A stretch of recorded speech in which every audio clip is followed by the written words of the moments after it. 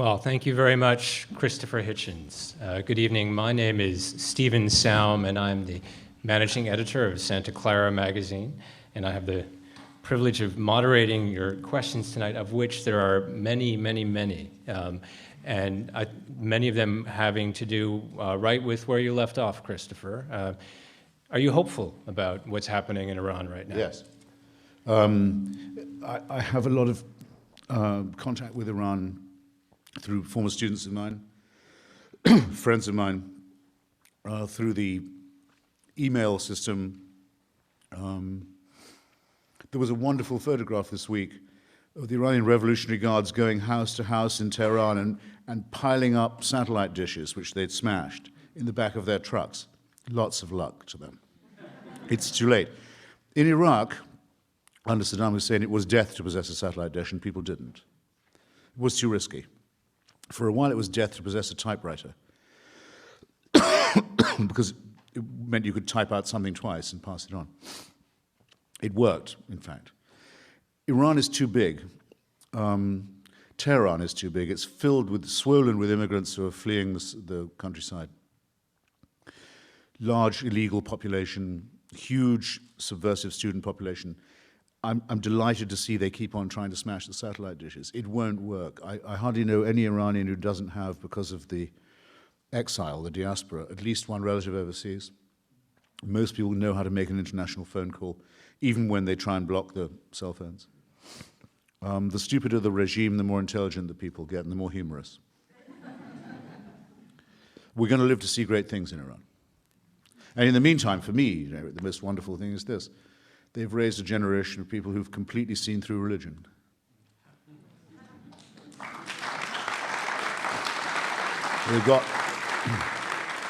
They've got no more use for these verminous mullahs at all. It's a wonderful thing to see. So a number of questions ask, what do you think U.S. policies should be toward Iran and in conjunction toward North Korea?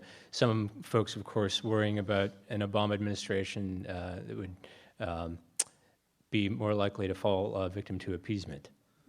Well, the problem is this.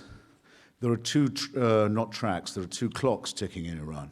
One is the democracy movement clock, which is ticking now faster than it was, but it's got a lot of catching up to do. And the regime, remember, still has the monopoly of violence. And the Basiji and the goons who they employ may only represent 5 to 10% of the population. I'm sure not more, but they do have a lot of force at their disposal, and they're very ruthless. And then there's the clock that's ticking towards nuclear weaponry, towards where these same goons will have nukes. Unless everyone here is very, very much unlike me or very much younger, they'll have had the fear in their life that one day a madman or a mad regime will get hold of a nuclear weapon. Well, you're about to find out what that feels like. And now that's where we can say that's not their internal affair. Iran has sworn repeatedly before every international body, the European Union, the UN, the International Atomic Energy Authority, it doesn't seek nuclear weapons, but it's lied. It's been caught lying. It's developing them very fast. It's going to use them for nuclear blackmail, not against Israel, in my opinion, but against neighboring Gulf Sunni states like Bahrain, which it will claim as its Kuwait. And then it will say, we walk into your country, what are you going to do? What's the West going to do? What's the UN going to do now they know we've got nukes? I was in, sorry if I bang on about this, but I think it's very important. I was in Beirut the other day. I got into a punch-up with the Hezbollah, the Iranian client in the region. The Hezbollah, at their election rallies, they lost very badly in Lebanon, by the way, I was pleased to see, as I think they did in Iran, by the way, if the truth were known. But you couldn't help noticing at the election rally that the Hezbollah symbol now is a nuclear mushroom cloud. That's the party symbol with some Islamic words written underneath that I hardly need to translate to you. Now remember, the Iranian regime still says it doesn't seek nuclear weapons. That's still its official public position, but they forgot to tell Hezbollah that's the line. And indeed, when Mahmoud Ahmadinejad the other day presided over the launching of some missiles that they were testing, he said, by the way, this also vindicates our nuclear program, again forgetting in public, as president, you're not supposed to admit that. They've solemnly sworn they don't. So among the crimes that would be committed if they were allowed to get nuclear weapons is No international law of any kind or any resolution of any international body would be worth a dime if they could tear it up that easily and just laugh at us.